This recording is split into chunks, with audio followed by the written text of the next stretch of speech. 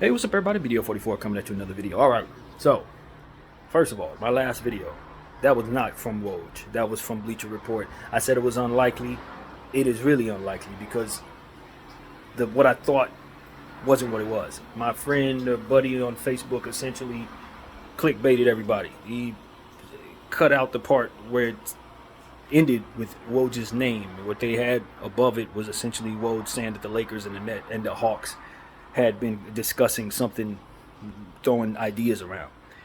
He exerted the part that had Wojnarowski's name at the top of it, ending the last paragraph, and then proceeded to show the bottom part where they were showing the proposed trade. So that was another one of those improper trades coming from somebody who don't know damn a thing about what they're talking about, more than likely. From Bleacher Report, one of their employees. I do a much better job coming up with trades than they will. So, that was the first thing I want to say. The second thing I want to say is I just read something that said Kyrie is interested in reuniting with LeBron James in the next free agency period. Now that could mean LeBron James opting out of here, going to Dallas, for which I don't think they had the money for, or it could mean Kyrie Irving coming down here to play with us, which would be wonderful.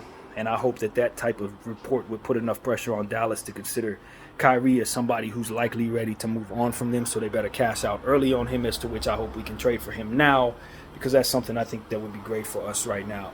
If we can get Kyrie Irving, especially the way he's playing as we speak. I'm sure he's going to come into our building tonight on ABC and torch us like he's been torching everybody else for the last 5 games. So, yeah, if we can get Kyrie Irving, that's something to be very, very ecstatic about if you're a Laker fan that doesn't hate Kyrie, which is a good portion of us, a very good portion of us. So, what I want to come and talk to you about has nothing to do with those two things. Just wanted to get those out the way early. That Woj didn't say nothing about that, so I'm glad I put unlikely in the video. I encourage everybody to go check it out to see my reaction to what I think Atlanta would be crazy for doing. So that's what that is. That's not happening. It's not going to happen. If Atlanta got any sense, they would laugh at that. So that's what I want to say about the last video. All right. The Indiana Pacers and the Toronto Raptors are, from what I understand, are heavily discussing something. Now, this came from Woj and Shams and everybody else was talking about this last night. It didn't happen overnight. I don't know if they fell out on the deal or not, or if they're still discussing it. Who knows? But right now, the Atlanta Hawks are not involved. It's Indy and sending 3 first rounders to Toronto, along with Bruce Brown's absorbent contract, which I just thought was crazy when they signed it. 2 years, $22 million apiece is absolutely insane for Bruce Brown. To the Raptors for Pascal Siakam. And the key to all of that, of course, is Bruce Brown being able to match the salary, which in and of itself is kind of funny for Pascal Siakam. And then, of course, the 3 first-round picks to make it make sense for the Raptors. Now, Pascal is an expiring contract. So if I'm the Indiana Pacers, I don't do that deal unless I know Pascal's re-signing with me, and I don't know that Pascal is willing to re-sign with anybody, per se, that he's traded to, because the whole point for Pascal is to try to play the open market in free agency and get as much money as possible. So him re-signing is not really what he wants to do at all. That's why he's not a Sacramento King right now, because he didn't give them the okay to trade for him, in a sense that he would be re-signing with them. So he's going to play the open market. That's what people need to understand. So if you're going to give up picks and players or whatever, you got to know that the chances of him leaving your organization is going to be pretty high, because he's just going to go to the highest bidder. Now, if you end up being the highest bidder, then congratulations, you won the Pascal sweepstakes. But sending him to a small market like Indy, which is likely a place he's going to leave unless he wins a whole championship. Even if he does win a championship, he might bounce. I just don't see myself giving up no first-round picks for Pascal Siakam, especially when you really consider Indiana's situation. They're in a position of power because they've had stuff really pan out for them. Now, while they might want to expedite their winning process, I don't think they should be the mindset that Pascal alone is going to send them to a championship this year. And if he's not, it's not worth doing. That's what it really comes down to. If you're not bringing in somebody that's going to absolutely make you an NBA champion right now, then you do better to keep your pick equity, because the rest of the stuff that you have on your roster is of that timeline. You know, Halliburton's just getting started. This is year 1 of Halliburton being a superstar. He's going to be a superstar for the next 10, 12 years. You got Mathurin, who's a youngster. You got Nembhard, who's a youngster. You got Um, what's the other guy's name that I really think is a hell of a player for them? Uh, from the Celtics that they picked up a couple years back, who's really panned out, shooting guard, small forward guy.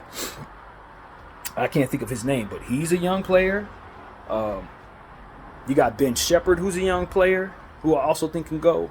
A lot of guards, little surplus in high-level upside guards, but that's the point. They have a lot of young talent, man. And so if my core is going to be Nembhard, Halliburton, Mathurin, and then at the power forward position, literally just drafted Jarris Walker, who I think is going to be fantastic. Another reason why I'm not going to go all in on a power forward, because I'm not sure Jarris Walker's not going to be that dude 5 minutes from now. You know what I mean? So it's like, maybe you move Miles Turner, since he doesn't necessarily fit that timeline, but it seems like they want to win now and bring something to Miles Turner's timeline, which is understandable to a degree because you can win with Halliburton now the way he's playing. Those guys are playing higher level at a winning level right now, so you can make a trade to get better. But expiring Pascal Siakam? Nah, not at all. Now you got a mixture of two timelines. I mean, it's not as bad as a Golden State and the Lakers timeline mash-up, but it does put you in a position to where you got your front court ready to win now, and your back court could wait a couple of years to do so. Probably be better bringing in young players with those picks, or trading those picks for a young player, for which Pascal's like, 29, 30 years old? Nah, man. I mean, he'll fit that timeline, but you better be ready to win right the hell now, or he's not going to re-sign with you. So I don't think that trade gets done because I don't think it makes any sense for the Pacers. Now, if Toronto can get 3 first-round picks for Pascal Siakam's expiring contract, of course they're going to do that right away. That's your quintessential Masai Ujiri fleecing right there. That's what that is. Like, he always ends up getting what he wants. But if you're the Pacers, you got to understand, like, yes, you can put yourself in a position to be a high-level Eastern Conference contender, but bringing in Pascal Siakam with Halliburton out with a injury that could be a reoccurring thing depending on if he's able to fully heal from it or not, you do better just keeping your timeline young. You would do a lot better just keeping your timeline young. Keep them picks, or if you're going to trade those picks for a high-level 22-year-old. You know what I'm saying? That's what you do. Trade that pick for like Jalen Green or something like that. Not necessarily doing it for a 30-year-old power forward who likely is going to leave you anyway. Because the reality is Pascal Siakam does not want to be in Pacer land. He's been in Toronto hanging out with Drake and them for the last 10 years. He's not going to want to spend any time in Indy at all unless Indy overpays him to high hell, as to which that's a risk because you're going to be giving away Mathurin's money, Nembhard's money, and anybody else that's young on that squad, man. You already got Miles Turner on a deal that like I said, I think it fits you because he's a legacy guy for you. You drafted him. He's been an all-star in uniform. He can still shoot the three. He can still block shots. He's still a very good center. But even his contract, I could live without, man. I could move that and be happy if I'm the Pacers. So it's like, develop Jarris Walker, develop Nembhard, keep Halliburton, and obviously, and I think the Pacers should be fine with where they're at. I don't think they should be trying to rush to a championship or rush to a playoff berth, try to get to an Eastern Conference Finals right now. Oh, give me Pascal right now. That's not the way to go. That's how you screw up. That's exactly how you screw up. So that's really my thing with them, man. I just don't know. Like, if I'm the Pacers, I'm moving Buddy Hield, get him up out of here. Moving just the old stuff. If you want to keep Miles Turner, cool, but move Buddy Hield, cash out on that point guard, that third string point guard that's amazing as hell. You know what I mean? The Caucasian dude, I can't think of his name right now, used to play for the Philadelphia 76ers, always mashes out when Halliburton's out. Cash out on him because he still has value, and you've never given him the role he deserved. You know what I mean? They got him and Buddy Hield can get you something. They can get you a first-round pick together, depending on who you send them to. You know what I mean? Send them to me. Send them to the Lakers. Since the Lakers love Buddy Hield, and I'm personally a fan of this particular point guard, and we can use another ball handler, send them to us. We'll send you D-Lo, you know what I mean? Give us, like, Miles Turner. Oh, we can't max those salaries necessarily, but the Lakers love Max Miles Turner and Buddy Hield. Send them to the Lakers. You know what I mean? Since everybody in Lakerland has been talking about their names for 2 and 3 years, those contracts need to come off your books any damn way. And if the Lakers can't do nothing to improve their situation, they'll probably do best to try to bring in that contract for Miles Turner and slap it next to Anthony Davis anyway. So like these are the type of thing I'm trading away from the win now timeline if I'm the Pacers making any trades at all. I'm not trading into a more win now timeline when half of my players are still developing.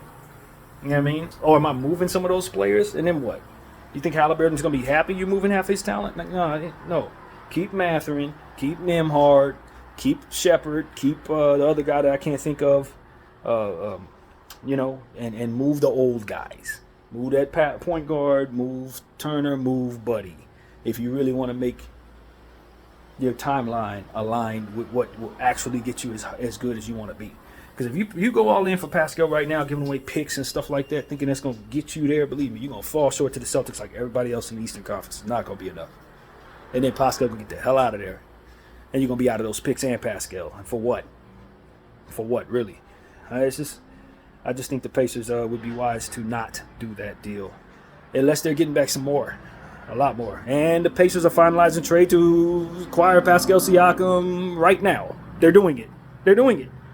I'm seeing the breaking news, 11:30. Pacers finalize a trade to acquire Pascal Siakam from the Toronto Raptors. So it looks like they're going to do that deal, man. Unless they've changed the deal, I can't really see everything there other than to say that the deal is being finalized right now. So look, that's what it is, man. I'm about to make another video telling y'all exactly what the details are of this deal. So this is going to be a part 2 video. Video 44. I thank y'all for watching. I'm out.